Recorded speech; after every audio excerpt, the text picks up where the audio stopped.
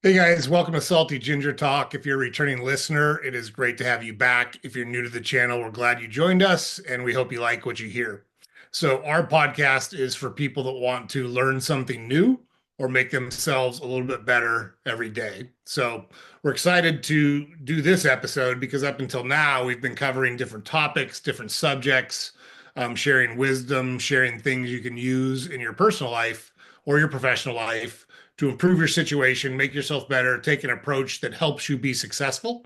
And to that end, we wanted to start interviewing people we know who have fought through adversity, who have done a good job of building a life for themselves, and kind of talking to them and sharing how they've done that. So, to that end, we've got a guest on today who we know personally. We've worked with this person in the past, and we think they've got a great story to tell. We wanted to bring them on the podcast. So we are going to be joined by John Jakus. John is at the beginning of 2025 starting a new role as Senior Vice President of Operations at E&H Hardware in Ohio. So we are glad to welcome John to the show. We're going to bring him in now. All right. Well, good morning, John. Thanks for joining us here at Salty Ginger Talk. Morning, Joe. How are you? Doing great. Do you have a nice holiday season? Oh, it was awesome. It was great. It couldn't probably have been much better, other than the fact that we've been getting a lot of rain recently. So I've got the two dogs in the backyard who are taking full advantage of all the newfound mud. My dog's a snow dog. She goes crazy in the snow for I don't know if it's like the scent because it seems like when there's snow out, she's tracking stuff. So like I live not too far from a park and I take her up to the park and we do a lot of like off leash stuff up on the park. She loves to chase a frisbee and have you ever seen dog agility? Yes. So I'm teaching her to do agility. She's an Irish Terrier and she's very athletic and she absolutely loves to run. So, but in the snow, she just goes nuts. Like all bets are off in the snow. So, That's the same. Mine love. I have Shiba Inus. They sort of the Dogecoin dog, if you're familiar. So they look like little mini huskies, and they got the double coat. All they want to do is be outside in the snow, and when that becomes mud, they don't know the difference. So yeah, she's not cold. It's crazy. I'll be like, hey, let's wrap this thing up. Let's go back in where there's some heat. And she's always ready to stay out even longer. So, absolutely. well, good. I'm glad your holiday season went well. That's awesome. And we're really excited about having you on the show. So I think you've seen some of our podcast episodes, and we talk a lot kind of about personal accountability, what you can do, what do you have control over in your life, and quit worrying about stuff you don't have control over, and worry about things you do have control over, and spend all of your time and effort on those things. Right? Control your emotions, stick to the facts, let's solve the problem. And it's been my experience in working with you. You take a similar approach to that, and I think you've got to me, your backstory is very interesting because you know you were not born on third base in any way, shape, or form, right? So you and your wife kind of scrapped and fought and built a good life for yourself. So I was hoping we might be able to just start there and talk a little bit about your upbringing and like kind of how you made your way into adulthood, and then we can pick up the professional stuff from there. Yeah, absolutely. So, grew up, my father was a firefighter for the city of Cleveland, and we had what we needed, nothing more. I have a brother and a sister, so a family of five. Um, you know, we had, like I said, we had just enough for what we needed to do, and as a kid coming up, you don't know different than what you have. And I think that was cool that my parents both did a great job of taking care of us, and we never knew what we didn't have, which was probably the best way to go about it. My dad was, like I said, a firefighter in the Army prior to that, so there's a certain just toughness that he had that I could certainly say my brother and I absorbed through our youth, and I think it prepared us for life quite well. We knew what we needed to do. We knew we had to work hard for what we have.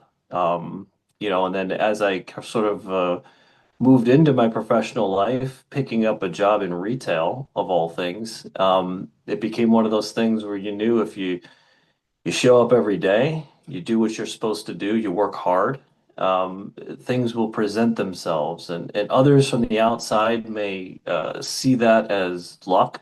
They may see that as, wow, I can't believe that you're in a position that you're in. But really, as you know, in the business, you do what you need to do every day.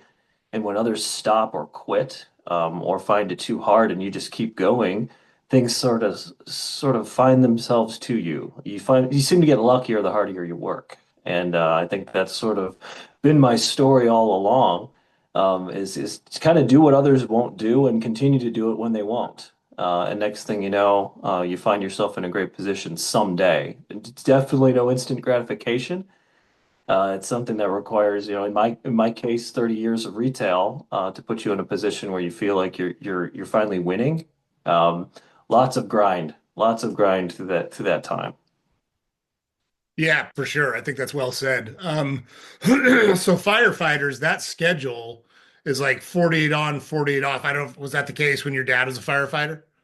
Yeah, it's 24 on and 48 off. And with at least any firefighter that I've met growing up, that 48 off is never off. That's where you pick up all of your side gigs. So through most of my life, my dad had 3 to 4 jobs. So we would see him roughly every third day when we'd come home from school. He'd be, laid out on the floor, nursing some sort of injury that was undisclosed to us since we were just kids. So whether it be the back or some other thing related to that, he'd be on the floor and doing his own therapy. He believes in doctors about as much as I do, so he would be completely sprawled out doing his own chiropractic work, and he would get up for dinner and usually push up about 10 to 20 push-ups, and I would always be confused by that because he was beat. You could tell he was beat. He was tired, and he'd get up and I'd be like, Dad, what do you do? It looks you're so tired. Why did you do 10 push-ups? Why did you do 20 push-ups? And of course, I'd have to do my 2 to 3 sloppy kid push-ups next to him. And he'd say, well, I felt real tired today, so hopefully I'll be less tired tomorrow. So I got to get strong. You got to get stronger. He'd always be giving that message. So as tired as he was, he'd do 10 push-ups before dinner because he felt weak, and that was the messaging. That's sort of to me and my brother. My brother's 4 years younger than I, so if I had a sloppy push-up, he was just laying on the ground. What a great message to get. Growing up, that a similar background, there was nothing handed to you at my house. And, growing up in the 70s and 80s when we grew up, um, if you were an able-bodied kid at my house, you worked. And back in the day, you could find a job when you were 12. Somebody needed their lawn cut, somebody needed some shit moved around their house, whatever the case may be. But, you got to go out and earn your keep. That's how it was at my house. And it sounds, I know from previous conversations you had a similar upbringing, and so it seems like that groomed you well to go into what is a very tough industry, right? Retail, especially anything with food involved in it, is tough. It's just Yeah, it is like the ocean. One wave pounds the shore, and then there's another wave pounding the shore right afterwards. So how do you deal with that? What's your mental approach to deal with that? Because that monotony can be a little bit oppressive at times, right? absolutely. Well, I think in anything that you're doing, regardless of industry, the commonality you'll have there is always the people. So for me, it's always just connecting with relationships. So, in any business, grocery you mentioned, there's always, if you look around, there's always just a lot of hardworking folks that are making all those things that seem very simple and easy. They're always making those things happen and they're making them look easy. So, a customer comes into a store and picks up something off the shelf, and there's a long connection of events that took place to put that thing on the shelf and to make it look attractive and appealing and correct for the customer. And that's one of the greatest things that I love about retail is that you certainly don't need a doctorate to be successful in this business. So anyone who's willing to put in the time and the effort and the work can be successful. And that's where I love being able to see folks that are coming from all sorts of different backgrounds, kind of like, present themselves into this world, and just by a willingness to work hard, they can find success for themselves. And I love seeing that. I love seeing that in our stores. I love seeing that everywhere I go because there's things that you can connect to as a human. Again, is it a gallon of milk? Okay, sure. That could be anything on the shelf, but the willingness and the detail that people and the effort that people can put in to do that correctly, um, that's what's attractive. And just forging those relationships with, whether it be customers or employees or coworkers, um, the job is the job, but it's the people around that always make it interesting for me. Yeah, for sure. That's a great perspective. You worked in the dollar industry, the dollar store industry for quite a while. That has a different set of circumstances people know or not, but dollar stores wind up as the target of theft quite a bit. And I'm not talking about just coming in and shoplifting stuff where you'll have people come in and try to rob the store, like take the money from the store. How did you deal with that? Because that's pretty frequent in the dollar industry. How'd you learn how to manage those situations? Because those are pretty tense. Yeah, I think this sort of takes what I just said to the next level because that is, of all things that I have done, certainly the toughest and requires the most amount of relationship investment, I think, in the individuals because with the job being as hard as it is, regardless of the theft and the safety issues that are there, that would already require a lot of effort. Just, from being on a team, you really have to look at that as a greater team type of mentality. You have to believe that what you're doing matters. You can't just be selling the idea. You really have to believe the idea. And when you add in that extra layer of theft and safety and things like that, I mean, there are a lot of moments where you've got some of the folks you're working with or work for you just in moments of their life which are pretty extreme, especially when it comes to personal safety. Situations where you have folks that might be coming into a store with intentions to do harm to them or to the building. You really look at those situations where you've got to spend a lot of you got to know the people that you're working with, and they've got to believe that you're there for them in their best interest. I think a mistake that you could make in that industry, and I've seen a lot make it, is where you're that unknown individual. You're known by a title. You're a corporate person. You're a district or market person. Your job is to come in and audit things, audit the store, and then you find yourself you're just bringing stress and anxiety to a situation instead of humanity. And in that dollar industry, it's very important to be another human that's sharing that space with them and develop a good relationship. You got to know things about the people. You know, if for me, I found it very successful to know something about the folks that are working for me. So you got to know them. Who are their kids? What kind of pets do they have? What are they interested in? So that you can have conversations more than, hey, let's go recover a store or let's go clean the floors. You can pick up a mop or you can pick up a tote with them, hand in hand, hip to hip, and have genuine human moments. And again, for me, that's what I needed, and I found that was relatively successful because in a lot of cases, that's what the folks that I was working with needed as well. Sure. Yeah, great comments. Great comments. So those I have found some people are naturally born with those innate skills, but those people are few and far between, right? Most of us, myself included, had to learn those skills as we moved through the ranks from an individual contributor position to a leadership position. And I know just from previous conversations, your road from where you started to where you are had a lot of hardship, right? You had to make a lot of sacrifices and you had to grind for quite a while. Talk a little bit about somebody or events early in your career that kind of shaped how you thought about the things you just talked about as you moved into leadership positions. How did you learn those things? What talk about like an experience or two where you saw somebody else model that behavior that you picked up on? Yeah, absolutely. So I think you're right in one sense. There has to be some bit of, a natural inclination to, a lot of times it's two different people. You've got people that are very good with people, and then in other chances or other instances, you have people that are very good at tasks. And so finding that marriage of those two things, you're right, is very important.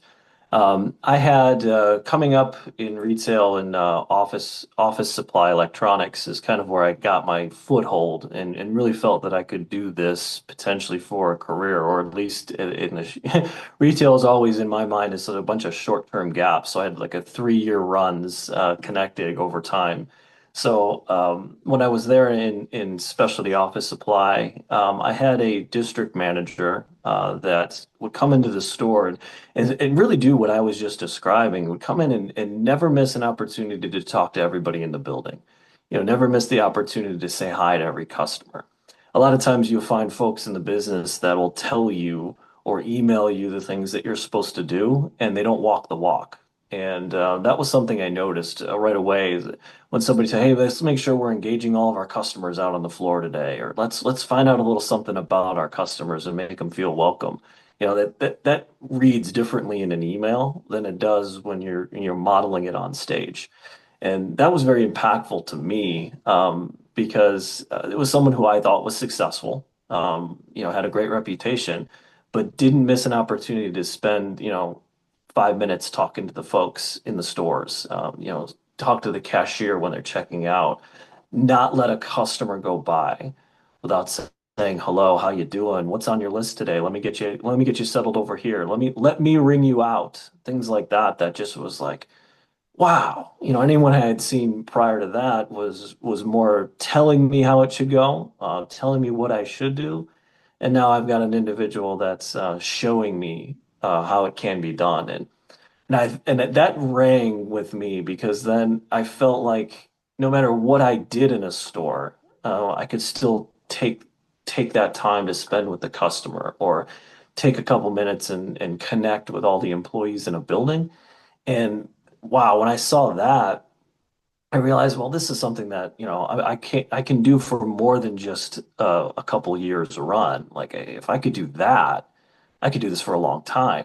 And if I could do that, I could do this for a long time and be successful. And so that kind of like sparked me. I was one of those people that retail was always there for me, but I always had other ideas of things I wanted to do. And then when I saw somebody doing it for a living, for real doing it, not just going through the motions, not just, clocking in, clocking out, but they had a passion for it. It never occurred to me until that moment that this is something I could actually do for a living. I mean, I'm good at it, but gosh, I could do this forever if I wanted to. And to me, that's really what struck a chord. Nice. Yeah. So seeing someone that wasn't required, like it wasn't their primary role to provide customer service, to connect with customers, to make sure the store's operating correctly, but to see them take the time and actually do the things they're asking of you, that resonates, right? Yeah, it really does. I mean, like I said, there's always trade-offs when you're communicating on, time or, energy that you want to put into something. So it's always very easy in a lot of businesses to do things with a text message, to communicate with an email, to do a phone call. But, when you get face to face with somebody and see it live on stage and see somebody model the behaviors that they're asking of you, that's really what worked for me. And then I found adopting that, and sort of like grooming that over time, that seems to be what works for a lot of folks. And it happens to be something that I got good at. So to me, it's a natural marriage of things, like, wow, if I could just go into a store and explain what I need to have done, do it with them, it creates instant buy-in, or at least a better buy-in opportunity for the person you're talking to than to send them a quick email and then, a follow-up email is like, why didn't this happen? Well, because it was deprioritized because you sent it as an email. If you came in here and we did it together, you would actually stamp it with your seal of approval. You'd stamp it with your urgency because it's important enough for you to be here to do it with me, of all the things you could be doing today. And to me, that elevates that urgency with the recipient, and it's a way more fun. It's way more fun to interact with a fellow human being than it is to sit in front of a computer screen.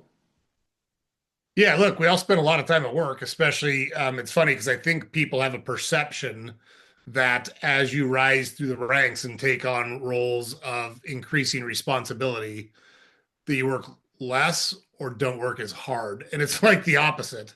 Uh, More, you have to be committed. You know how it all works, and it's easy to get focused on the task and the result and forget to both focus on the process, because the process is what actually delivers the results. One of my favorite things that you always say is just do the thing. Just do the thing. Not worried about, just do the thing. And we spend a lot of time doing it. We should have a good time while we're doing it. It doesn't have to be work just because we call it work, right? Yeah, and it's self-fulfilling as well because like I said, if to me interacting with individuals out there and having relationships, it sort of recharges my battery. So, we could all be out there just doing the thing as mindless drones and that that love of doing it, the passion of wanting to get something done or why you're doing it just goes away quickly. There's a shared responsibility when you can be out there completing whatever it is you're completing. And when you're doing it with people, I mean, those relationships work for me. That's what motivates me.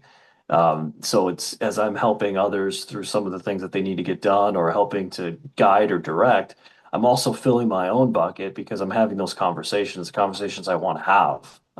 Those relationships and learning stuff about the folks that are working with you along the way. That's exciting. That's fun to do. And you realize, oh wow, we just put in a couple hours of, whatever we're doing and it doesn't feel like time. I mean, think about anytime you're working on anything. If you got some tunes in the background and you're working with your buddy, I mean, heck, you could, paint an entire house and not realize that you've been working the whole time because you're just telling stories and having fun and, getting work done along the way. But if you can bring that fun into whatever you're doing to eliminate that monotony that you were talking about, like that's the key. That's the excitement. Absolutely.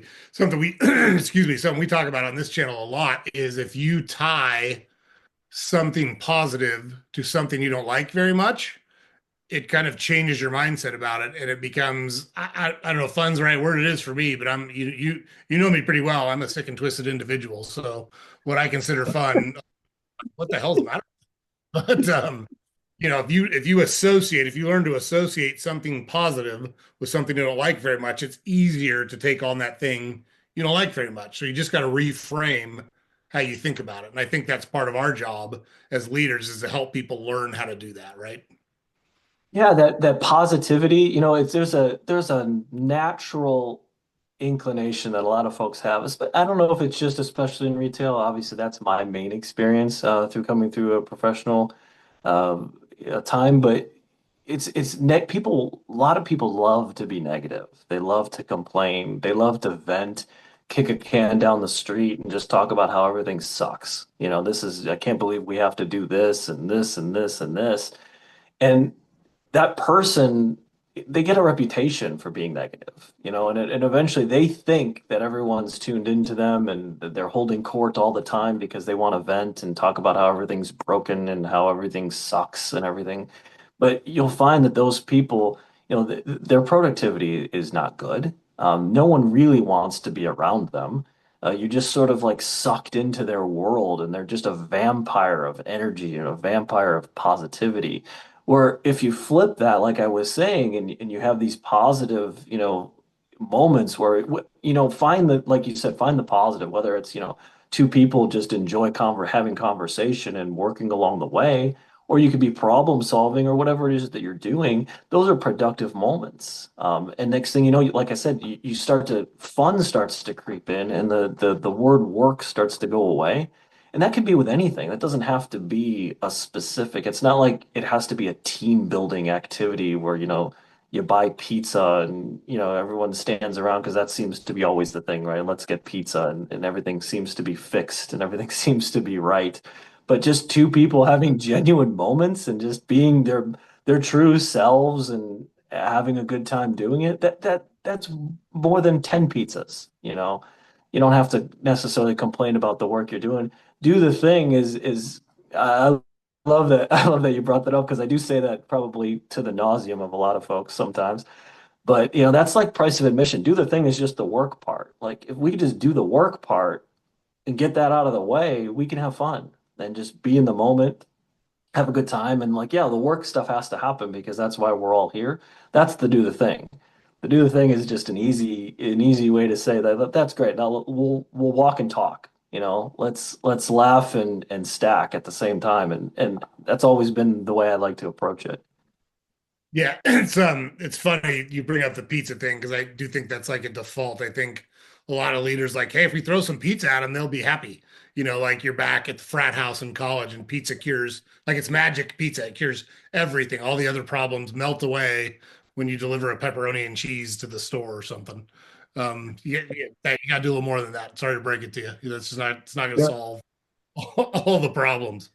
Um, But the pizza is very easy if you don't have the insight that we were just speaking to. Because, like, I think if I can get you a pizza, you're happy. Well, I mean, you'd be happy as long as you're done chewing the pepperoni. And then once that's done, you're like, oh, the inevitability of working is still there. So you didn't really lighten the load at all. You didn't change the dynamic in any way. You just fed me. Actually, you just gave me calories so I could work more. It's like putting gas in your car. oh, exactly. Yeah, okay, that pizza was great. Now we still gotta go through this damn truck. Exactly. Or you got to go throw the truck while I sit in the office. That's the thing that the pizza person does. Yeah. All right, pizza was great. I'm out here. You guys keep working. Oh man. I know there was a point in your career where you lived in one city and your role was actually in another city, not very close to where you lived. How long did you do that shuffle? For 2 years, I spent it's a 2.5 hour commute there and a 2.5 hour commute back every day. And I did that for 2 years. And so, yeah, that was tough. That was very tough because they made for very long days. Certainly, my responsibility or expectation of what I was doing wasn't going to change because I happened to be choosing to drive. But it was just the situation that my family was in at the time, and it wasn't an option for me to move. So 5 hours of my day was on the road on top of what I had to do and fulfill within my role. And it would be very easy to cheat that. Certainly, working like a 10 to 3 would have been wonderful to include my drive times on each end. But that's not a real thing. So really for me, I learned how to use the windshield time, as we call it, very well. So I was able to get a lot of my morning interactions checking in. Actually, it worked out very well because I was able to check in. I had 21 locations that I was managing at the time. And in 2.5 hours, you'd be surprised how many folks you can talk to. And again, self-fulfilling, that took 2.5 hours of drive time, trying to fight off the sleepies as you're on the turnpike, made it productive. And I built good relationships with my team because I was able to check in and see how their day, what do they have lined up, what happened yesterday. Tell me about what your plans are for the day. And you were able to do that. And honestly, time you may not have spent interacting with folks and on the phone because you'd be caught up in something else. I was able to spend that time in the morning checking in, and then again at the end of my day, I could just point my car towards the sun and just try to muscle my way through two plus hours of drive time, or I could put that time to good use and was able to follow up with a lot of the things, whether it was an email that was sent out earlier, a project or a task that we were working on, and just follow up. It set those patterns up for me where, I was able to take that 5 hours of dead time and use it productively. And again, for me, always trying to drive relationship, spent that time with people, even if it was over the phone, Bluetooth.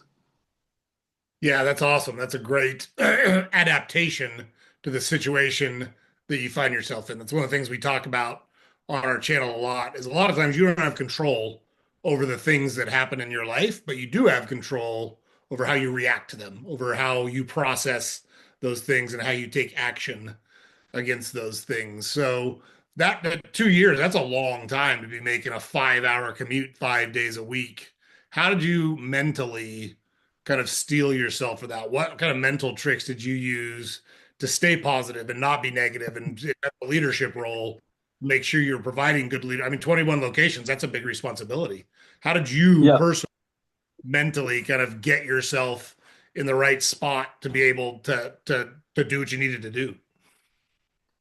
Yeah, so like I said, using those moments to drive relationship for me are always my trick. I know that's what charges my battery. I know that's what can allow me to continue to push through things. So, when even though you're leaving at 6:30 in the morning and you're getting home at after 8 o'clock at night, you can just fill those all that's a large amount of time. But when you're filling that time with interactions, everyone is new and refreshed. So 21, again, that seems like a lot of stores. It seems like a lot of people to have to manage through, but those are 20 plus individuals that you're having unique experiences with.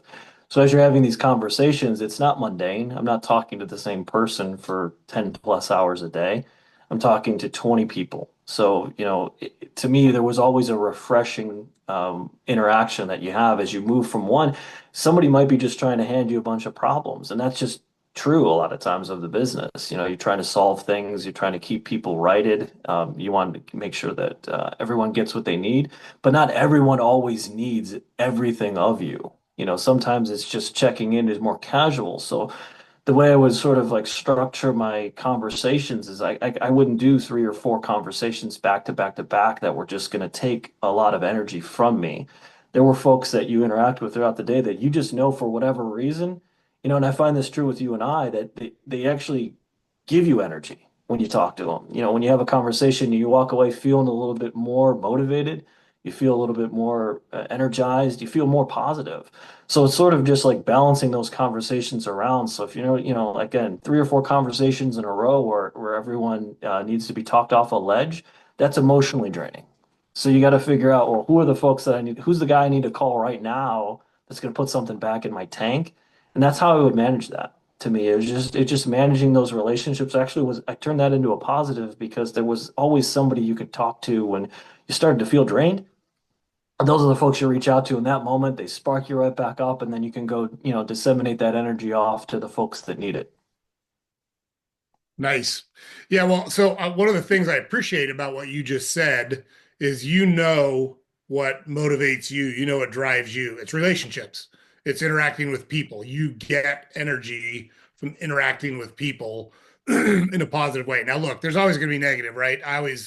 I talk about it, and you've heard me talk about this, but when you have a large group of people, you got to think about it as three separate groups of people. At least this is the way I think about it. So you've got 10% at the top. They're go-getters, they're achievers. That's who they are. Doesn't matter what you do, they're going to do what's right no matter what, because that's just how they are. Then you've got 10% of the people at the bottom. They're never going to do the right thing. They're kind of irredeemable. You can't make them think about it differently for whatever reason. It doesn't necessarily make them bad people. Maybe they're just at a time in their life where their mental outlook is such that you can't break through and get them to see things the way that would help them. If they could see things differently, it would help them improve their life. But you can't do that with everybody. Sometimes you just can't get to that bottom 10%. And then you've got the 80% in the middle. And that 80% in the middle is where you wind up spending most of your time, because they are the people that can be influenced, and they're the people that need your help from a leadership perspective. They need you to have that 10-minute reaffirming conversation, or they need you to have that teaching and coaching moment where you impart a little bit of your wisdom that you've gained over 30 years of doing what you do to help them along the way. Because I started just like you. I started at the bottom. I've been in the grocery business my whole life, but I was at the end of a check stand bagging people's groceries and grabbing carts out of the parking lot, cleaning the bakery, counting bottles, because I'm from Oregon originally, and that was the original state that did the bottle return deposit. So in our store, it was literally called the bottle room. And people would, it was shocking. You would have literally over 100 people every day come in, like with black hefty bags full of cans, that soda, beer, whatever, anything that had a deposit. And you'd have to count it, write them up this little slip, and they would take it up front and get their money back for the deposit. So I always tell people, like, it's not, I wasn't born at the top. You're not going to fool me on a retail job, because I've done it. So it's one of the things I do sometimes when I go into a store. I'll just hop into a check stand for 10 minutes, because it allows me to interact with customers, to ask them how their experience was. And like, as the CEO of the company, that can be really shocking to people. Like, hey, this son of a bitch actually knows how to work a check stand. He knows the code for bananas, you know? And gives you credibility, and it makes people feel good that, like, hey, this guy's done what I do. That it gives you I think gravity. as a leader to have people know, hey, this guy's a worker. He's not a stuffed shirt that's just parroting some corporate bullshit. He actually knows how this works. And so I totally agree with the approach of doing that. So yeah, just really good stuff. And I agree with you. You've got to figure out what motivates you. What is it that motivates you? For me, it's funny. I read a book. It was called "What Got You Here Won't Get You There," and it was Mhm. for when it ascended to leadership positions. And the book was essentially saying the skills and abilities you need to be successful in this role are different than the skills and abilities you needed to be successful in previous roles. And it gave an example like, as a CEO of a company, when I say something, people don't think it's a suggestion. I might mean it as a suggestion, but they don't take it as a suggestion. They take it as a command. So let's just say for a second, like I've redesigned labels before for brands that companies owned that I was responsible for. And so if you say, well, shoot, that red, what I wonder what it would look like green. You're just thinking out loud. And then all of a sudden what Right. people hear is, fuck, you gotta change the label to green because Joe doesn't like it red. Not what I Right. said. As a leader, you have to understand that's kind of what people hear from you. But one of the things in that book was there's only four things intrinsically that motivate people. Popularity, uh, shoot, what was it? It was popular. So it was money, power, popularity, and recognition. And for me, I was like, three of them don't matter at all. I don't really care about money, which is funny. My wife does, so that works out really well for me because she's like, take that role because you get more money. And I don't care at all. You know me, I don't care at all about popularity. It's great to be liked. Don't get me wrong. I'm human. I like it when people like me, but it doesn't motivate me if you have to be the one that makes the hard decision. Okay, that's part of the role. Like you don't. I always say being in charge means you eat alone a lot sometimes. You have to do unpopular stuff because that's what the business requires. That's your job to do the unpopular stuff because that's what the business requires. And then so it was money, popularity, uh, power. And power is the one I want to control my own destiny. It's absolutely power that motivates me, and I don't mean that in a I want to rule the world kind of a way. But you and I have worked together. You know what that's all Yeah. about. But I do want control over my own destiny, and so for me, I learned as a leader the best way to actually, it's so counterintuitive because it doesn't make sense. The best way to actually get control is to build a great team. Because if you've got that many people working towards a goal, it makes you really hard to beat. And you can't do it by yourself. You can't just take your thoughts and opinions and impose your will on a group of people because they're just going to go, all this guy wants to do is tell me what to do. But if you Right. bring them, you teach, you coach, you train, and people buy in the message that you're trying to convey as the leader, that's a really powerful place to be. So very long-winded way of me saying I appreciate that you know what brings you energy, and that's where you spend your time and focus because you can be the most effective by focusing on those things. Absolutely. To your point of, a lot of times with the title, it'll dictate that relationship and people get caught in their trench. And I find that just saying, hey, this is a suggestion, not direction, it's blatantly obvious to you.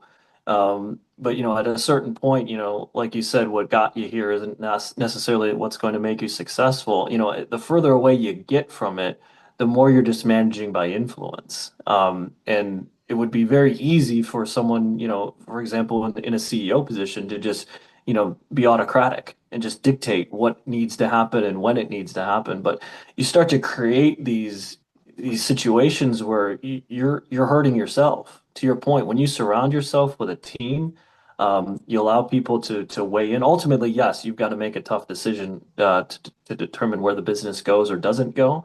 But if you make the folks around you feel like, they're a part of it, they're empowered, they're valued. What you're doing for them is you're giving them a spark. You're giving them something to run with. You're giving them a feeling of ownership. And to yourself, again, sort of looking at this both ways, you're taking a lot off your plate. if you're always the solution to every problem, you're creating a system which ultimately you will fail. You may not fail early on because you may just be some cut of superhuman that can lift more than everyone else, but at some point you will break. It's inevitable you will break. When you will break, it just determines on the person or the situation. But if you're the sole answer to all problems, and this is where I think a lot of folks get themselves into trouble early on, first level supervisory, managing at a lower scale. To your point, that doesn't scale up. And as you take on more responsibility and more influence, if you're still using that, just do what I say when I say, eventually you don't have enough say. Eventually there's not enough of you to spread, and that's when you'll eventually break down. So surrounding yourself with those folks and creating that buy-in and influence, again, suggestion, not direction, allows other people to input into the process. And again, it lightens your load. It lightens your load and sparks others to hopefully follow as well. Yeah, it's just a personal anecdote on that. So I learned that early in my career as kind of middle management. So I was director of corporate brands at a company, and I had taken that department. It was me and an assistant when we started that department, and we had built that team up. We had grown sales like sixfold. It was a really successful role. And I kind of looked around one day and said, the way we were doing things, it was kind of a Frankenstein. The processes we'd built were kind of Frankenstein because as something popped up, we'd slam a solution on top of it, and then something else would pop up and we'd slam a solution on top of it. There wasn't any cohesion through our process.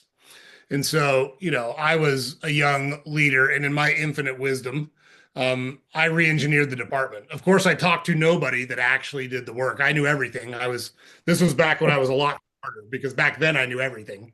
And now I've realized that I'm dumb. I don't know shit. There's lots of people out there that know lots of stuff, and they'll just tell you if you just ask them a question and shut your mouth. You can learn a ton of stuff. So I redesigned the department all on my own. Here's how it's going to work. And I don't know how it happened, but in this department, I was the only male. It was me and like 11 women. And so we switched to this new process that I've developed. And for about 2 weeks, I can see that the whole thing is just falling apart. It's like the Hindenburg. And so nobody will say anything to me because I'm in charge, right? It's Joe's system. Like we got to work Joe's system. So about 2 weeks in, I called everybody into my office and said, "How's the new system working?" And I already knew the answer. I knew it was a fucking train wreck. And so nobody said anything. So for about 30 seconds, and then the most vocal person in the department, she looked at me and she goes, "This fucking sucks, Joe." And I want to know why one of you hasn't told me. What the hell? You screwed this all up. And I said, so let's do it differently this time. Here is the goals that we're trying to hit. Here are the parameters that we have to stay in. Here's the budget we have. Knowing that, and you guys are the ones that actually make this whole thing go, how would you design it? If you could design how we did this, how would you do it? And they said, give us a week. I said, no problem, take a week. So they came back to me in a week and said, here's what we want to do. I changed absolutely nothing. I read through it, it made sense. I said, looks good. And it fixed itself instantly, instantly. And all I had to do was get out of the way, empower the people who knew what they were doing and get the fuck out of the way. And it was a very powerful lesson for me as a leader that your job is not to tell people how to do things. Your job is to make people think about what do we need to accomplish and how should we accomplish it. And then the beautiful part about it is it was their system. They wanted it to work really bad. So they would go above and beyond to make sure that their system didn't fail because they designed it. Right. So and I look like a hero, and I did nothing. Literally, all I did was admit that I screwed the whole thing up 7 Wednesday Sunday, and got out of the way, and it fixed itself instantly. It was a great lesson for me as a leader, and I was fortunate that it happened early in my career, and that I could put my ego aside and go, "Hey, you screwed this thing up really bad. Get out." You know, I could absolutely testify to that because working with you, one of my favorite things is when we get into a conversation, and situations arise where you've got a new person that comes into a meeting or is steps onto a call, and I just love one of the things that you always do, and it kind of calls back to that story you told, is you set the parameters of what we're here to do, what we're here to discuss, and and I love how you just listen. Listening is something that, a lot of folks can take that for granted, but you have no issue with speaking last and just listening to what everyone has to say. And one of my favorite things is when there's that new person that comes into the meeting and they're just sitting there waiting for you to tell them what to do, and you don't.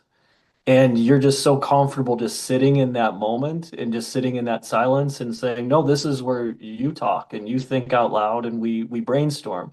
We move together as a group. If you came on this call for me just to tell you what to do, there's no reason to be on the call. And so I love watching that awkwardness of that moment sort of just like flush out. And because I lived it, and again, working with you, I was that person that initially was trying to get a beat on, how's this going to work, and realizing that no, when you asked for my opinion, you really wanted it. It catches you off guard, I think, the first couple of times, but then that's sort of like learning how to work in some of those environments and setting the expectation of, no, you're here to bring something to the meeting. You're not just here to take notes. You're here to participate. And I think it creates a couple of it's some time to create that culture that they call it the safe places and things like that, but it's not necessarily what it is. It's just when people listen, guess what? If I'm not talking, you're eventually going to have to talk. And you just have a certain comfortability with that, which it took me a couple of times, I think, to get it, to learn it. And then, again, build my own skill set because when you ask a question, you're going to wait for the answer. And it's one of those things that I love. And again, I love watching new folks that come into some of our conversations get to experience that because it reminds me of when I first experienced it. I'm like, oh, no, Joe's not going to talk. He asked a question. He's going to wait for an answer. And I just love that. I call it the uncomfortable silence. And so it's great in a leadership role, but it also works when you're trying to break someone down because you know they're lying to you. So Yeah. I have a friend that I worked with a long time ago. We're still friends, but we, for whatever reason, we caught a lot of people stealing. And he called the combination of the uncomfortable silence and the discrediting nod. He said anyone would crack. You could crack anyone. So you ask someone a question, you let them talk, and then when you like their answer is bullshit. You know they're trying to lie, and there's all sorts of telltale signs about lying, but you know. And so when they're done, all you do is just go no, and then shut up, say nothing. They'll talk again. It's wild because people are so uncomfortable with that silence. They feel like, I don't know. I don't even know what they feel like because it doesn't make me, for whatever reason, it doesn't make me uncomfortable. I'm very comfortable listening. And I think it's because I've learned so much because, like I said, when I was younger, I thought I was so fucking smart. I always tell people you should have known me when I was 20. I knew everything when I was 20. I was the smartest guy in the world. You didn't have to ask me. I just tell you I was the smartest guy in the world. And it turns out I don't know shit. There's so many people that know so much more about me than so many things. And they want to give you that information. You just have to give them an opportunity to give you that information. So that's where I picked that up from. But it's funny that that's one of the things that you noticed about me because Yeah. absolutely intentional. It's funny in your example there, when people are lying or you're involved in sort of more of an investigation, and that probably translates very well to people. But I think then and the other part of that is, it's a letting people totally vet their idea out. It's productive because I think a lot of times people like to speak in sound bites. They just think that way and they're like, well, if I say something that sounds kind of smart, he'll let me off the hook and then he'll run with it. No. Joe's gonna make you think the full thought out, and maybe halfway through you're saying it, you realize it wasn't necessarily a great thought, but the way that you present that to me or to others, it allows you to discover that is sort of like that self-realization that hey, what I'm saying doesn't really make any sense. But there's no pain with that because it'd be very easy, again, as you're sort of setting that culture, it'd be very easy to just jump on something as soon as somebody says something dumb. And guess what? People are going to stop saying things. They're not going to say stop saying something dumb. They're just going to stop saying.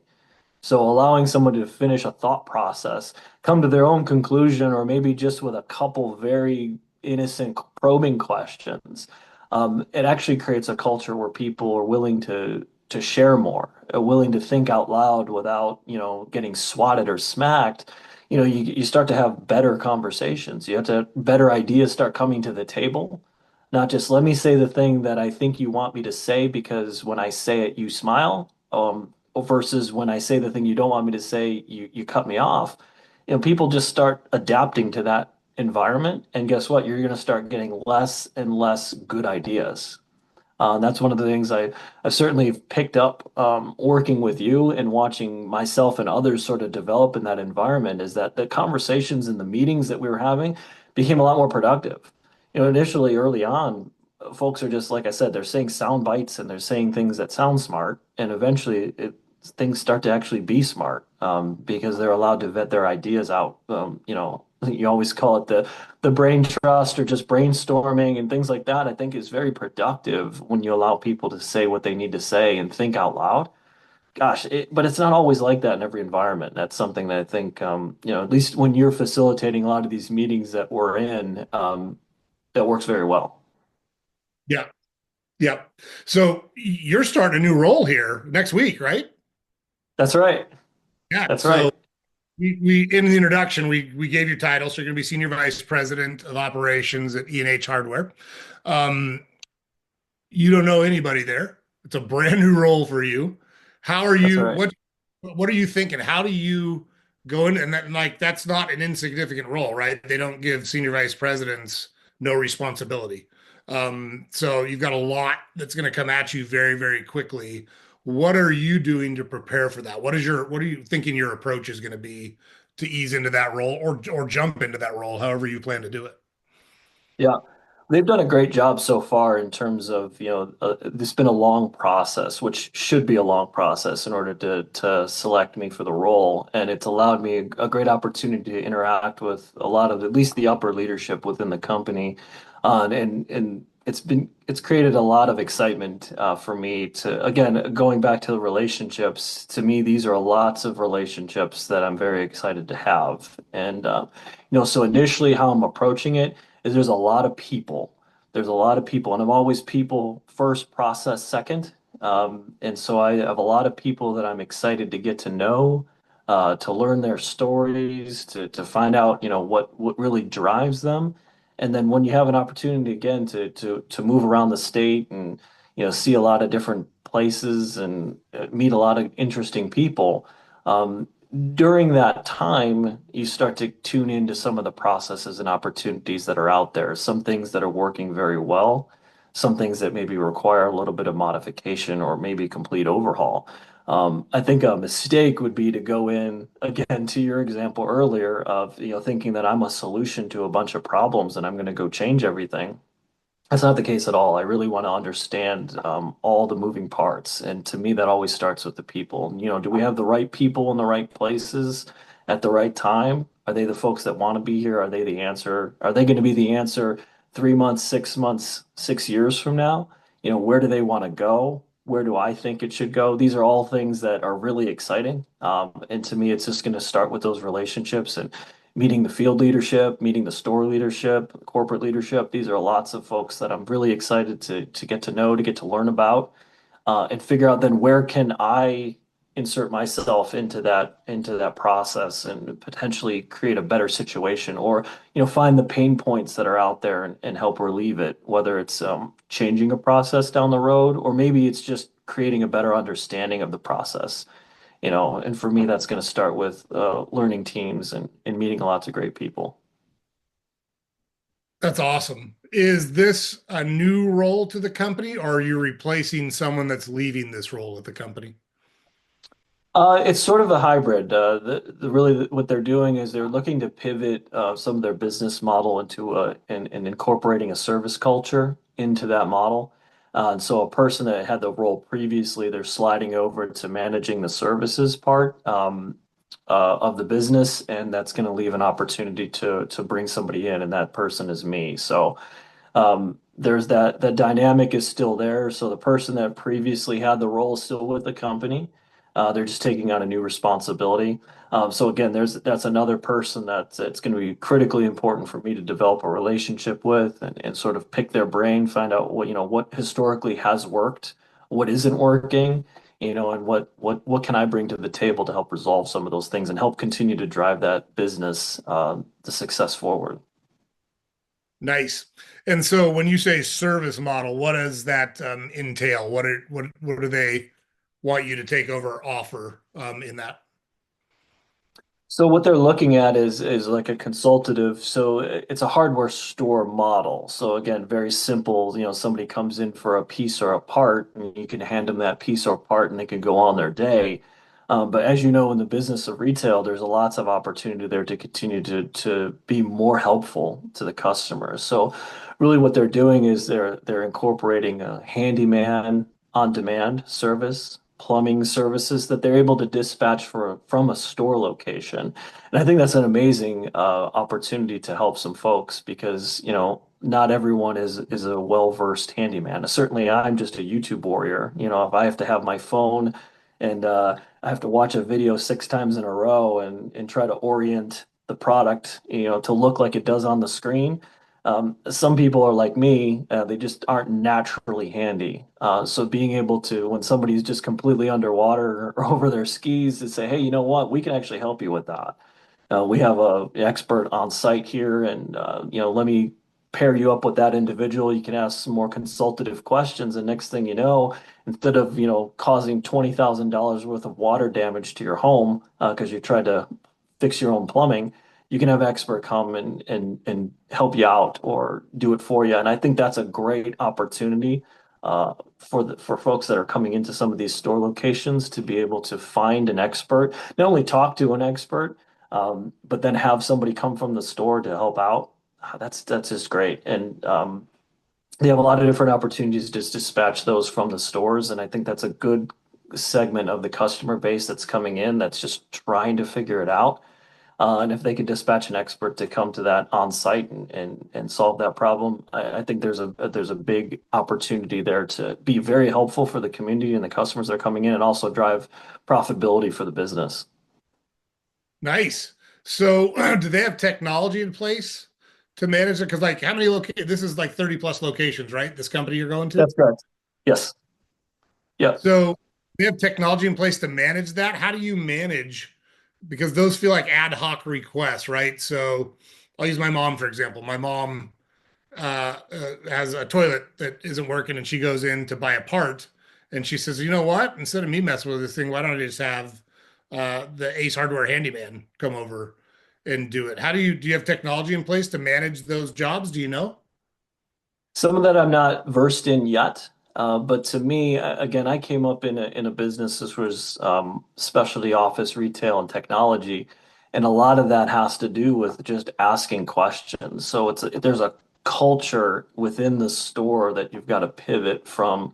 It starts off as the basic greeting of a customer, right? And to some folks, as we've known coming up in our careers, that sometimes that's challenging. So that's a certain type of human that's going to be engaging. Well, then you got to graduate to the next level, which is just asking questions, not just hand them the thing, but ask consultative questions. Hey, what project are you working on? It's just a great lead to find out, oh, just my shower is leaking and all sorts of stuff's going on. It's like, well, what's happening? You got to have an individual that's willing to engage the customers. So for me, again, I don't know necessarily the technology that's going to be involved in a lot of this, but it's going to start with a person asking a question. And so the folks that are in the stores that are working with the customers just have to be able to ask the questions to find out what state is this customer in that's walking in, and is this an opportunity to potentially help them better than just handing them, a plumbing part. If you find out real quickly that this person is way over their head in terms of what they're doing, you're actually helping the customer tremendously to position them in front of an expert and potentially take that load off their shoulders. So for me, it's going to start with the in-store teams that are educated on the services that are available, what's available, and and then positioning the customer by asking the right questions. If you find yourself, the worst would be to find yourself in like a used car lot, or a cutthroat technology department where somebody's trying to sell you extended warranties on a TV or something like that. That's what's most attractive about what they're doing here, is that it's not designed that way. Ask a couple questions. Is this person going to be totally satisfied by me handing them the part? And if that's the case, hand them the part, thank them for coming in and get the heck out of their way. But every other, the 80/20 that you mentioned earlier, there's 10% of the customers that are going to walk in that are completely, they don't even know what they're doing. And if I can put that person in front of somebody that knows more than me and knows more than them, that's a huge service to the customer. And I think that's the opportunity right there to pivot the business model, which is, hey, they already run very well put together, very well merchandised, cleaned and organized hardware stores. So how can you take that to the next level? Is to leveraging that, hey, I'm a destination. Somebody's coming in here for something, and I can leverage that to potentially serve them greater. And I think that's what they're looking at, which is why it was so attractive to me. Nice. Yeah. Well, so it sounds like you have some experience in this model from previous lives in the business world. I was just thinking, so you got like current, and maybe I know nothing about the business other than what you've described to me. But so right now you've got people that work at a site. And so you've got a cashier, you know where they are, what they're doing. You've got a floor person, you know where they are, what they're doing. You've got a receiver, you know where they are, what they're doing. Now you've got a handyman, and he or she is out of Mrs. Jones' house fixing a toilet, and somebody else comes in and says, "Hey, my gutters aren't working right, and I need to rehang the downspout, and I don't know how to do that." I was just curious how you track Steve or Betty or whoever your handyman is, um, to get from Mrs. Jones over to Mr. Smith's house. That's all I was Right. thinking. I don't know what the answer is. I just was. It's funny because you're focused on the people side and I'm focused on the process side. Amazing how that works, right? Yeah, for I sure. think the person that was in the role prior to me, that's why they've slid this individual over to manage the services. So there's obviously going to be a lot there that requires somebody to manage the collective of whether it's techs out in the field, whether it's positioning that solution from the store. So a lot of that's going to be vetted out as I kind of learn where I can contribute into the role. But yeah, certainly there. I think that ultimately, if you come into a store, we all shop. We're all customers somewhere in our day, and in our lives. And you just know when you go into a place that's welcoming, with genuine humans that are making eye contact, and you feel like you're supposed to be there, and the folks that are there aren't burdened by you. I think that's the culture that really kicks off any successful retail operation. And certainly, if this is where the company wants to go, then you've got to take that even up at a higher level. It's more, like I said, it's more than just a eye contact and a greeting, which, again, unfortunately, in a lot of places, you're starved to find. But if you can take that and leverage that into even more of a relationship building with that customer, you can open a lot of doors that can create opportunities to serve them better. Yeah. I like to call it sticky. You want to create sticky relationships with your customer, which means you don't want it to be transactional. I need a hammer. I need whatever. I'm going to go down to the Ace Hardware and pick it up. I'm going to go see John because he can help me solve my problem. I'm going to go see Betty because she can help me solve my problem, whatever the case may be. That's something we talked about a lot when I've run previous groups before is we want to be more than just a transactional relationship with our customers because it makes it easier to retain customers. And like there's only two ways to grow sales. You can sell more to the people that are already your customers or you can get more customers, right? And it's Right. harder generally to go get more customers than it is to increase sales to the people that are buying from you already. So Yes. it should, in theory, it should um, give you an advantage over a lot of places. It seems like to me, I at think it least. I think it will. I think you hit the head there too, because when you talk about relationships, something can seem disingenuous. Again, I use the example of like selling me an extended warranty on a TV or used car lot. You feel just icky when you get oversold something you don't need, right? And you just immediately you don't want to be there.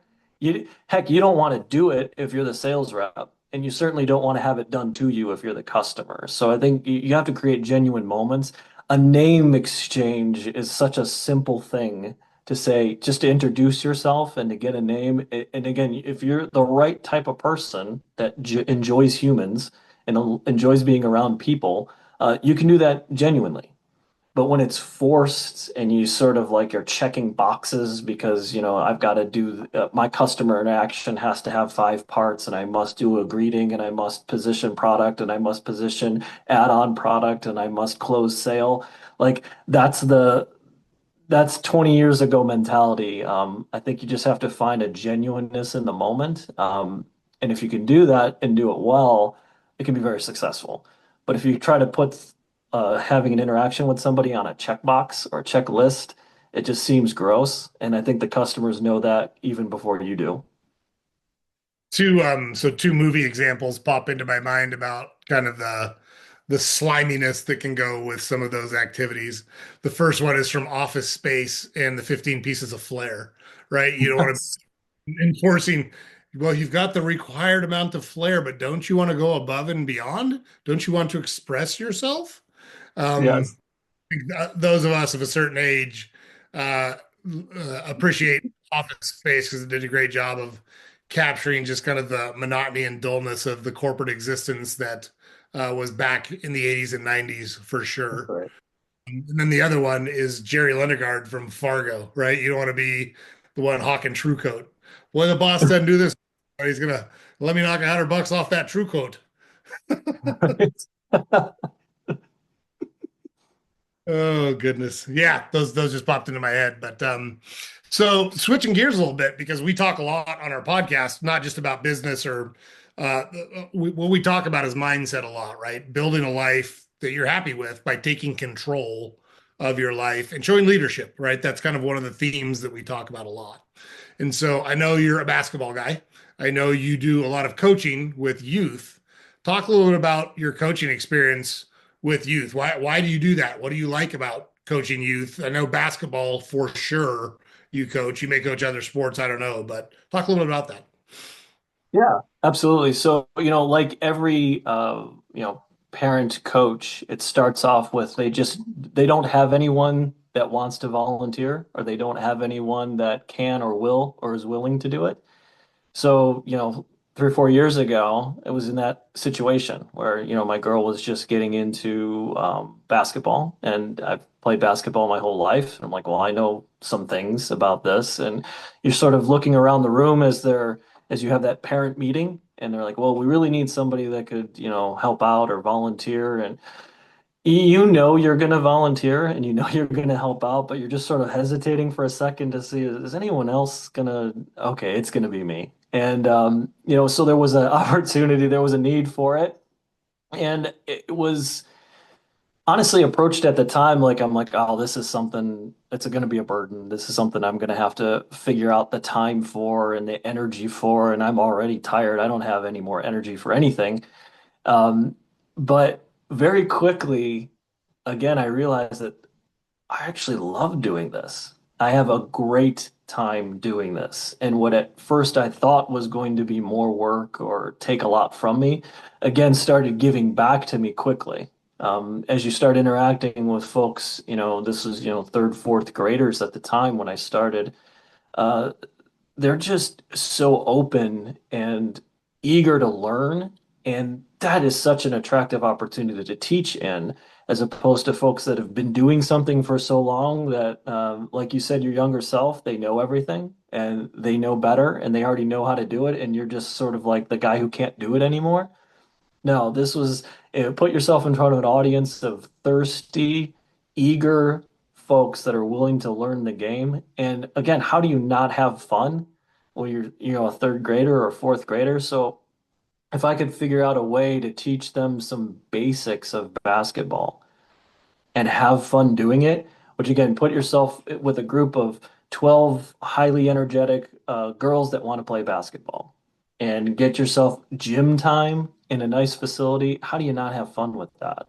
So very quickly it became one of the most exciting things that I was doing in the week was having these practices and just teaching the basics. I mean, we were talking about how to dribble a basketball, how to, I would say things like pizza box, to get a basketball, get that in camera, basketball up, and then cookie jar, to finish with your hand up. And so when you're talking about pizza box and cookie jar in third grade with a group of girls, and then, fast forward, 4 or 5 games into a season, and you might have been lucky enough to win a few, or you have a girl that hasn't scored yet that's, confident enough to put up a shot and they make a basket and it's just pure joy. I mean, they're like they just hit a game winner in the NBA Finals, and that's just because they made their first layup of their life in a game.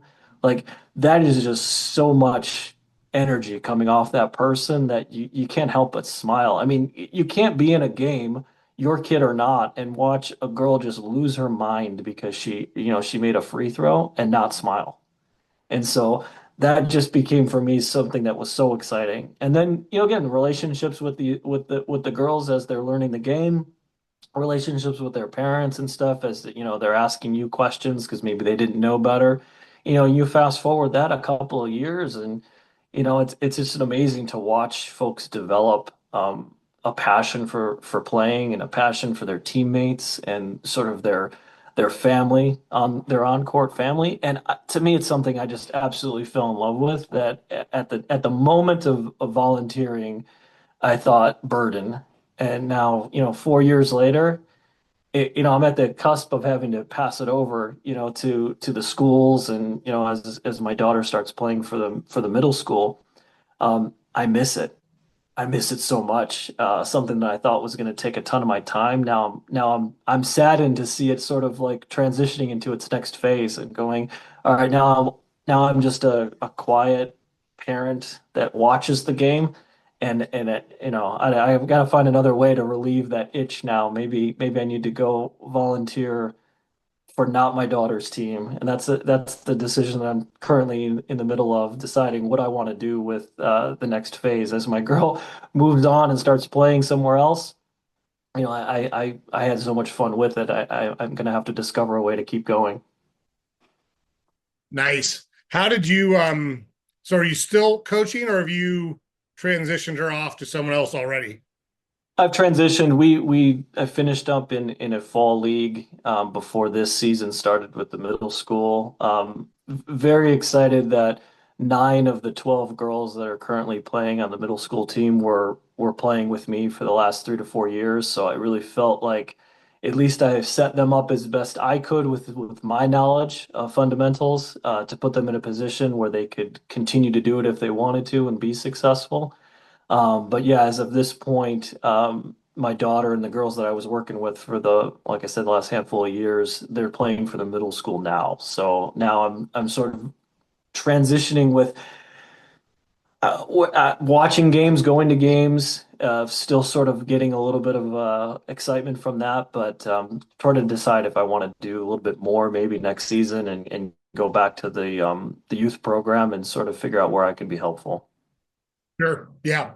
How did you, when you were in the throes of it, and you're out now, so you have a little bit of time to reflect, how did you prepare for practices? So you've got a group of girls, group of young girls, and I'm certain because I've coached too, you've got disparate levels of both kind of, I call it basketball intelligence.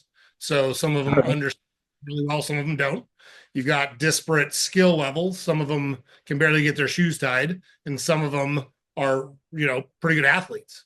How did you prepare for practices to kind of bring that group of people along together and make them a cohesive team? What was your approach for that? For one, that was the key piece right there is preparing for practice. So it's very easy when you're a player because you just have to show up and bring your shoes. As a coach, I needed to organize it. So it worked in my professional life, just, very organized. I like to keep things together. And so I would create a list. And I was doing it on my phone, and then I actually found out that as much as that seems to be like the technological answer, I really just would rather have it on a note card. So I would write down just on an index card, you know, 5 or 6 things, bullet points, and it could be just a drill that I saw on YouTube again, because like when this sort of like takes over your life, you find yourself, your YouTube algorithm seems to know it before you know it, and it starts pushing you all these different things. I'm like, oh yeah, I remember doing that in high school. I remember doing that in middle school. Things that sort of call back to your youth, and so I write something like that down on the index card, and it's very easy. An hour and a half goes really quick when you've got, like I said, 10, 12 girls together, and you're trying to get your share of gym time. If you didn't have a plan going in, you're going to lose control real quick. Plus, you've got attention spans that you're managing as well. To your point, not everyone's at the same level. So I really tried to keep like five, no more than 8 things on my note card so that I could continue to sort of break down the practice and hit everything that I wanted to hit, but also keep it interesting for the folks that were involved. And then as far as the different abilities, honestly, that's as simple as sort of your order in your line. So you know that the girls that need to see it more than just hear it, they're going to be towards the back of the line. So if I have the first couple of girls that seem to just get it, they're actually, they want to go first anyways because they're excited to go first. Well, great. I don't have to call you out for that, and I don't have to call out the other ones that don't want to go first. I just put them towards the back of the line, and as they see 2 or 3 or 4 reps, by the time it gets to them, they're a bit more comfortable. You find that real quick. They just put some individuals in the front, and when they do it, it's just a mess. They don't feel good about it. You don't feel good about it, and that you can tell the team is just, kind of like, wow, that was awful. So it's just a simple little thing that they don't realize is happening in the background, just the order of operations and coming in with a plan. And next thing you know, you've spent an hour and a half in the gym, and you've helped all their parents out because they're all red-faced and tired, and you're going to send them home more manageable to their parents because they burnt off some of that energy and had a good time doing it. Nice. Yeah. Um, one of the things I learned coaching, and I coached a lot. My boys are all grown now, but I coached them in lots of different things. I would consider myself a really good baseball coach and a really good hockey coach. Actually, I'm a pretty good soccer coach too, but I was a terrible coach when I first started. So the first baseball practice I ran in youth sports, I structured it like the practices I was used to. Well, I played, Division I college baseball, and there was lots of people that I played with that went on to play in the major leagues. And so, there's a certain skill level that goes with that and a certain understanding of the game that goes with that. So I structured my first youth practice like a college baseball practice. And it was a fucking train wreck, man. It was brutal. It was so bad. I actually had parents coming up to me after the practice saying, they're not all going to be like this, are they? I was like, nope, I screwed that up. I understand. I got it. So one of the things I started doing as a coach, and I adhere to this completely, and it's interesting because I went to a coach's clinic that was put on by the Manchester Monarchs, which is the Los Angeles Kings AAA team, and their head coach basically came and talked to us for 2 hours and showed us how he ran a practice. And I was doing it not to anywhere near the skill or ability he was doing it, but you take one skill and you make that the primary focus of your practice and you work from what's called small to big. So let's Yep. just take basketball, for example, where we're going to work on passing. So everybody gets a ball and you stand in front of a wall and you work on chest passes just to yourself for 10 minutes. Then you get a partner and you make chest passes and bounce passes and all the other, types of things. Sorry, my finger's bleeding a little bit. Um, but and then it gets into small-sided games, and then it transitions to regular game simulation. Well, by the time you've done that, they've done 300 repetitions of the skill that you're working on, but they don't know that they've done 300 repetitions because you keep changing the environment and you keep adding little nuances to the environment. So it keeps it interesting for them, keeps them engaged. They don't even know they're practicing, but they are Right. practicing. And then you see it happen in a game, like direct simulation from your drill picked up and put right into a game situation. And it's almost like muscle memory at that point because they've done it so much, they just default to it in a game situation. And so I Right. used to seeing those types of things in a game, and I would call them out, like to the kids on the bench. I'd like, did you see that? Remember working on that in practice? We just did it in the game. Wasn't that awesome? Or the Right. opposite, brain wreck. If we just shit the bed in a game, I turn to the bench and go, I remember working on that in practice, Right. kicking the It's ball so around. funny You know? when you remember what you went through, and some of those most memories that you have playing are from some of the, like the craziest, Bobby Knight style coaches that just kind of like knocked your head straight. But to me, actually, that was the benefit of starting with third grade girls. That if I grabbed one of them by the shirt and threw him over to where I needed him to stand, that would be my first and last day coaching. So I Right. think that transitioning into that group helped me realize that I needed to break this down in such a way that was very more basic and more fun. To your example with, how you're starting, I started with the pizza box cookie jar, right? Just how do you hold and shoot a basketball? You can't imagine remembering. No one was telling you about that in high school, but at some point in your career, somebody was explaining the fundamentals to you. So we would literally just start. I mean, at this level, this isn't the NBA in 2024. We aren't making three pointers, right? So all your points are in the paint. So we would literally just shoot from the block and just bank off the glass into the hoop, bank off the glass into the hoop. And then to your point, we graduate where you go one hash back off of the key. And what are you going to do? You're going to take one step and then shoot, one step and then shoot. And eventually you're two steps back. It's going to require a step, a dribble, and a step, right? So you just keep moving this person back, and you're not even shooting free throws. You're still just shooting a little bank shot off the block. However, you're teaching them the mind muscle connection of like shooting what I'm aiming for. Now I'm going to try to do that with a step. Now I'm going to add a dribble, and it's really just starting that basic. And then you find out that, 90% of your points in a game are going to be layups, and the other 10 are probably free throws, to be honest. Nobody's making fadeaway jumpers in youth basketball. And if you are, you definitely didn't play on one of my teams. Nobody's chucking it from the logo in your games. No. So how No mini much, Caitlin Clarks. yeah, right, exactly. How much outside of the skills did you work on? Did you talk about any mental, like how to think the game, how to push yourself? Did you talk about any of that with the girls, or were they too young for those kind of things? You're starting to set the foundations of seeing and thinking, and that translates at that level to just the word spacing. If you think back to when you were coaching soccer or hockey, and what you'll see is that amoeba of people that just move around and follow the ball or puck.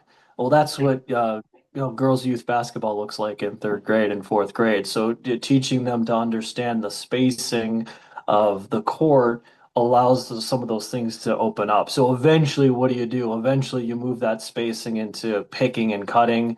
Eventually, you move that to setting some screens and rolls and things like that. But initially, it's just keeping everyone spaced out around the court to allow that open area opportunities for movement. And to be honest, that's the when you talk about basketball IQ or court spacing or vision, that's where you start. You can't even get into anything higher than that. Is just understanding the spacing. And then, you know, one of the issues that I had early on was teaching the difference. Everyone wants a play. They want this magic, John Madden style draw up that's going to somehow change the dynamics of the game of basketball.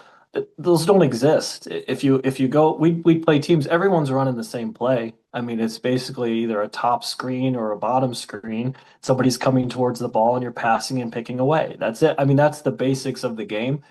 So there's no magic play that's going to do it. It's just really maintaining spacing and getting the players to not be androids. If you draw up too much stuff, I got to go to this line and then I turn and then you find these ghost screens or people are picking nobody and they're turning and they're doing like almost dance moves on the court because that's the play. And to me, that was the biggest opportunity was breaking that mindset and saying, just to your point, how do you see the court? How do you see the game being played? Well, that starts with just spacing, and then you're just moving with purpose. Like you don't have to go set a screen on a girl where there's nobody standing. If there's nobody there, You don't have to go, you don't have to do that. That's because it's the play. And you know what? There's some girls that just never graduated from that mindset. That's okay. That, that's what they wanted and that's as far as they could go with it. But it always is kind of funny to watch somebody set that ghost screen and then roll into nobody going nowhere. And you can't help but have a little bit of a chuckle when you see that. Yeah, you're not freeing anyone up. Like the whole point of a pick or a screen is to separate someone from their defender. If there's no defender to Right. separate them, it's a pointless Correct. activity. Right. And the physicalness of it too. So if you're not, again, basketball's physical. You're going to make contact, you're going to set picks. Well, some people just are not inclined to do that and they don't want to do that. They like playing, but they definitely don't want to hit anybody. So when you see somebody go to set a not screen, or a pick that's not there, really all you did was bring yourself and your defender to the ball, and now there's four people there instead of two. So you realize real quick, okay, when this so and so is in, they're not going to be the one that's going to go set a pick because they don't want to set a pick anyways. They just want a hot potato. So if they touch the ball, they're looking to get rid of that thing as fast as possible. They just like being on the court. They like wearing the uniform and hanging out with their friends. That's totally cool. So just started managing around all those different levels is it was exciting, very exciting. Yeah. The first step to a pick is not to say excuse me, right? If that's the if your if your first step is to apologize for doing what you're doing or ask for permission, you're probably not the Yes. person down on the blocks. Yes, and on any team, you'll use, and it's funny. I know you and I have talked about this plenty. You always find the couple individuals out there that just, even from a very young age, just play with that chip on their shoulder. They play with that little bit of extra physicality, that sort of like that just energy that they bring, and you're like, okay, this one of the 12 could potentially do something more with this if they wanted to. The percentage of folks that play, that end up playing in middle school, and then the fraction that ends up playing in high school, and the minuscule amount that can actually do that in college, and the, unfathomable small percentage of folks that can take that to a career. I mean, you see that happening at an early age, and you're like, wow, in the entire city, there may be one or two that could, play in college, and maybe one that can do more with that. And it's an amazingly small number when you start to see it in play. The funnel narrows quick, yeah, for sure. And then at that age, I mean, third and fourth grade, they haven't even gone through puberty yet, so you don't know who's going to wind up being, in girls basketball, 6'2". You Correct. don't know who's gonna become a girly girl and care way more about fashion and makeup, or someone that really gets into math and wants to go be an engineer, or Right. someone who plays the guitar and wants to be a singer. They might be one of the best Right. basketball in the world, but if they don't want to do it, they're not going to do it, right? That's right. So remembering that at an early age when you're coaching is that you are maybe a memory, if not a stepping stone to something else that these kids are going to end up doing in their life. So, really trying to focus the engagement around having a good time, having fun, building those fundamentals of teamwork and sportsmanship. I mean, that's the foundation of the whole thing is just sort of like making good little humans. And you happen to be playing basketball along the process. And if you could spark an interest or, a love of the game or of just competing, I think that's really what you're trying to do. And you just, you you sort of shroud that in having fun and you happen to have a basketball in your hand while you're doing it. But those are the things that ultimately, at least from myself, what I took from the game. I mean, I don't play basketball if not at the practices I was running or shooting around with my daughter, but at this point in my life. But like I have such great memories of playing, memories of competing, friendships, locker rooms, bus rides, of things that just, you can't replace in your head. And if you could, give that to somebody else too, what a cool gift. Yeah, for sure. And I always say that team sports can teach so many of the skills you need to be successful later in life. It's such a good thing for kids to be involved in, regardless of how competitive they are about it, because it teaches teamwork, it teaches sacrifice, it teaches perseverance, it teaches hard work, it teaches Hmm. skill development, it teaches communication. Like all of that is involved in team sports. And those are the things that build successful businesses, that build successful relationships. I always joke and say, we have three boys. And at one point we had one, and at one point we had two, right? And when we went from one boy to two boys, it wasn't all that bad. But when you threw the third one in there and you and your spouse have to play in the zone instead of man to man, right, the zone can break down sometimes. And so we always say it took my wife and I about a year to figure out the zone defense against the kids. And they beat the zone a couple of times when they were young, but we perfected it over a period of time. And defense now we've got people spread out all over the country, and it's just what you do. But my wife played team sports as well, and we both just took a lot of lessons from that have made us um, successful. So, but that's a good topic to pivot into. Yeah. So, how long have you and your wife been married? 17 years. 17 years. Wow. Yep. And so you went through a lot of these challenges and a lot of the career building, and your wife has a pretty big career as well. I know she has a pretty big job at a company, local company as well. So how do you manage all that? You got two kids, you're coaching sports, you're running businesses, both of you. How do you guys manage that? Well, it's a lot of divide and conquer for sure. She is, as much as I think I'm organized or strive to be organized, she puts me way, way, way in my place when it comes to that. I mean, she manages things that I just couldn't even fathom. Everything ends up on our Google Calendar. And if to me, it's sort of like if it's not on the calendar, it doesn't exist. And she does just an amazing job of organizing all those things so that we can manage all of those pieces and parts, all the practices, the recitals, the music lessons, the everythings that are a part of being in the family, as well as all the external things that sort of pull us in different directions from our jobs. It requires a lot of organization to be able to do that. And that's really what it comes down to. And being able to look at the week and figure out, okay, in a glance, at first it's you're sort of trying to figure out, well, what am I going to do and what are you going to do? But everyone, you just fall into these rhythms, and it's very easy to see, okay, so so and so's got practice at this time, and then the other one has music at that time. So I know that I've got to make sure that she's fed so that she can go to this practice, and then he'll eat when he comes home. It's sort of like you sort of fall into those routines, and those routines become critical to making everything happen. And it always is funny when either myself or my wife have to travel for work, because you realize how important your counterpart is in managing that. Because now all of a sudden you're like, whoa, whoa, wait, wait, I have to do the pickup, the drop off, and dinner. And okay, wow, that's how do you do that? Or then, if I'm coming back from traveling and then realizing that for the last 2 or 3 days, my wife just had to do all of those things, and I look at her like, how did you do that? Because I don't think I could have done it. And somehow she does it, with a smile on her face and almost like looks at me like, oh, well, I don't know, it was easy. And I'm like, I don't know. It wasn't easy.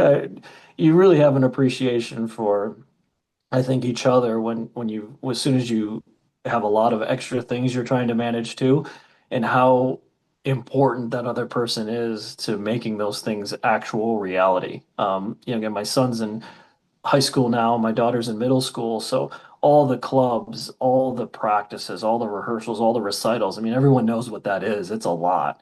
And then also trying to be able to figure out, how to keep the house in order and make sure everyone's fed. And that those things sound like they're not a big deal, but they are a massive amount of time and energy. And at the end of the day, both of us are trying to debate whether or not we're just gonna, fall asleep on the couch, or, try to watch a 30-minute show on Netflix or something. And, more times than not, we end up going to bed because we're done. Totally. Yeah. It's funny because everything that you've described, at least from my perspective, everything you've described kind of goes back to relationships, right? So we say that a lot on our podcast, that life is about the truly important things in life are relationships and experiences. I mean, material stuff is great. Having enough money so you don't have to worry about your lights getting turned off is great. Got all that stuff. But um, if you want to build a good life for yourself and you want to be happy and you want to be satisfied, you're going to focus, at least from our perspective, you're going to focus on relationships and experiences. The people we've seen that are successful at that, or the people we've kind of learned from or modeled, have driven that point home. And to me, it's really not debatable. The happiest people I see, the most successful people I see, are the ones that focus on those things. Absolutely. Yeah, I think that's key. And again, it sort of fills my bucket with the relationships anyways, whether it's a relationship with, we talked earlier about, coworkers and relationships professionally, but it's those relationships within inside your family, those relationships with your wife, relationships with your kids. Again, it'd be very easy in any opportunity that you have to engage someone to kind of go through the motions, to kind of coast, but when you really be there and you really invest in those moments, they can give you energy as much as they can take energy, and I think just finding that is critical. For sure. It's funny because as I get older, so I'm 52 now, but as I've gotten older, family has become more and more important to me. And it was never not important to me, but it's continued to take on kind of an increasing importance in my life. But one of the things I caution people about is there's a difference between relatives and family.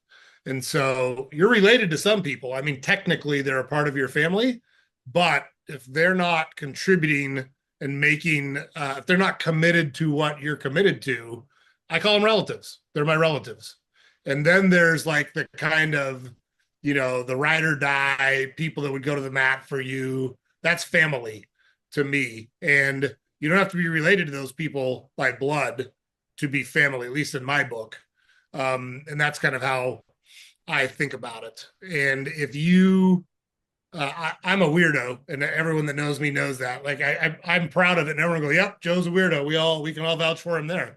Um, I don't, I don't have or want a big group of friends. I have a very small group of people that I get a lot from, and that's just me personally.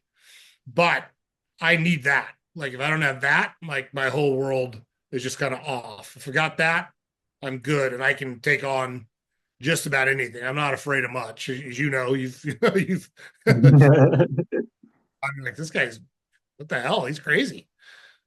Um, but yeah, that it's just to me, it always comes back to the relationships. It always is about relationships. And if you I look at my role, I've always kind of tended to be a natural leader. And for whatever reason, people are willing to listen to me and at least hear me out. And so I think that's a pretty big responsibility. And I've tried to become a better leader throughout my life. And I think I'm a lot better at it now than I used to be. Because just because people follow you doesn't mean they should, right? You might be spouting off a bunch of bullshit that isn't really good for anybody. But I've learned that you have to be the one, if you want to be a leader, if you want to be effective as a leader, you have to be the one that stays rational in times of crisis. You have to be the one that kind of drags people back to reality or drags people back to the goal or objective when things are kind of spinning around and you've got to cut through the crap to kind of get to the point. And so um, it sounds like you take a similar approach in your life. You've got a leadership role within your family. You've got a leadership role within the community through your volunteering for coaching. You've got a leadership role at the places you work, which is, you've been doing that for a while now. So, how do you think about leadership? What is it? What does the word leadership bring to mind when it's brought up? What's your approach to that? Well, one point is, and you sort of touched on it, is that that mindset it translates into all those different arenas that you operate in, whether it's your family, whether it's your community, coaching, or work. And I think if you sort of pretend in your mind that those things aren't connected, that's where you can make some mistakes or fail. you are the connecting point to all those parts of your life. You are the common denominator in every one of those relationships that you have. So I think if you find yourself in a lot of bad relationships, professionally or personally, and you're just like, why does this always happen to me? Why am I always in these horrible situations? Well, you are the one that's in those situations. So you're the common denominator. If everyone you talked to, is an angry person and you're constantly fighting everyone, well, you are constantly fighting everyone. Yes, you're right. So that's a personal accountability. So when I look at leadership, for one, I mentioned it before. There's a negativity, and you said it, just measuring your emotions. I think you do have to be something that's inspiring to people. So if you're an out of control person, in your personal life, professional life, or whatever, that's not an attractive person to follow. If somebody needs something, they don't want to go to the person who is out of order themselves.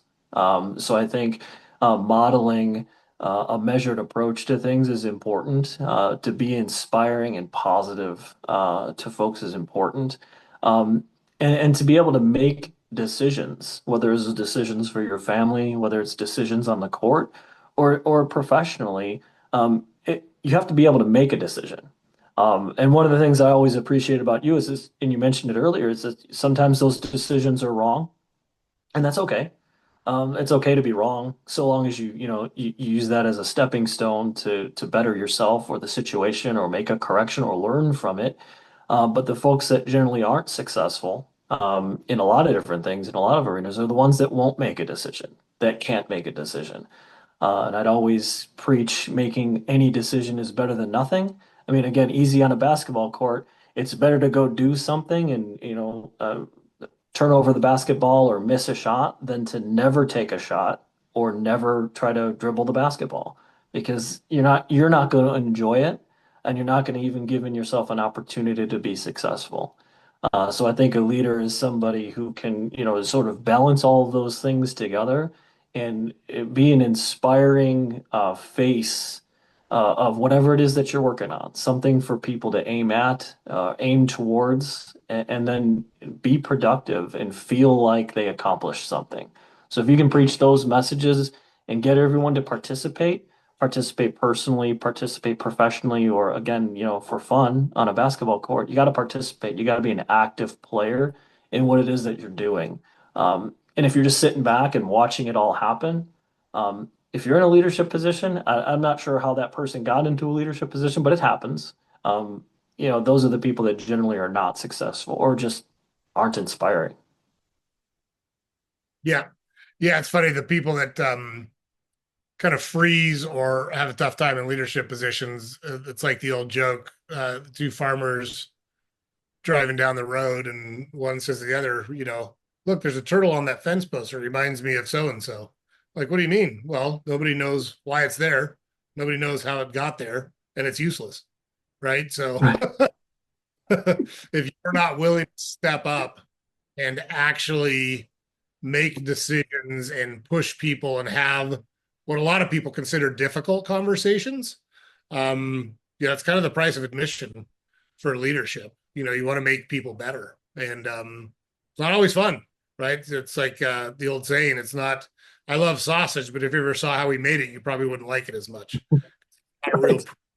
not a real pretty process, but that's just kind of how it works. So Yeah, those are the anyhow, toughest conversations when you have those folks that, everything we've sort of spoken around is people that eventually, hopefully buy into the message or buy into the process, but inevitably that's not going to happen.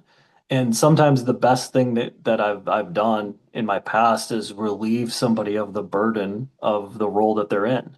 And it doesn't necessarily mean that, you've separated somebody from the company or, it could be just finding something that they're better at, which ultimately makes them so much happier because they've either been over promoted or they've stretched beyond their capacity and they're miserable. They're chasing something that they can't do. They know they can't do it. You know they can't do it.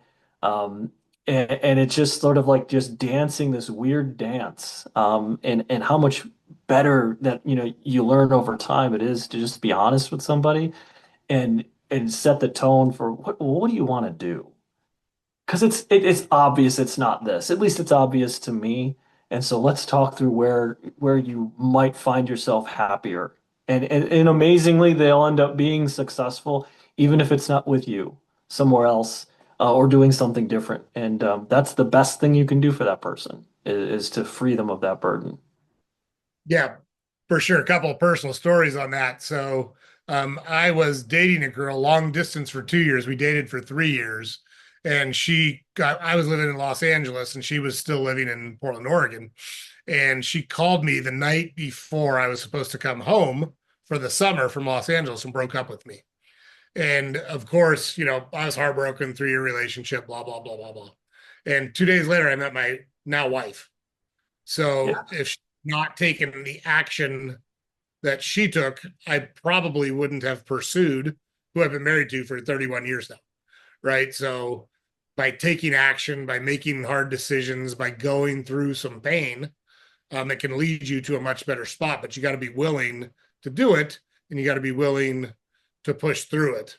And then on your comment of, they don't necessarily have to leave the company. Maybe they're just miscast. So I've coached a lot of stuff, and I had a kid who played several sports on teams that I coached on, and he is a great kid.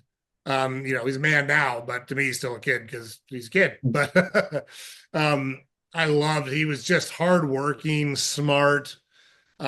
His mom hated me, and but she recognized I was a very good coach. She just, me, I'm loud, I'm direct. She did not like any of that, but she knew I was a good coach, and she knew it was good for her son to be on my teams.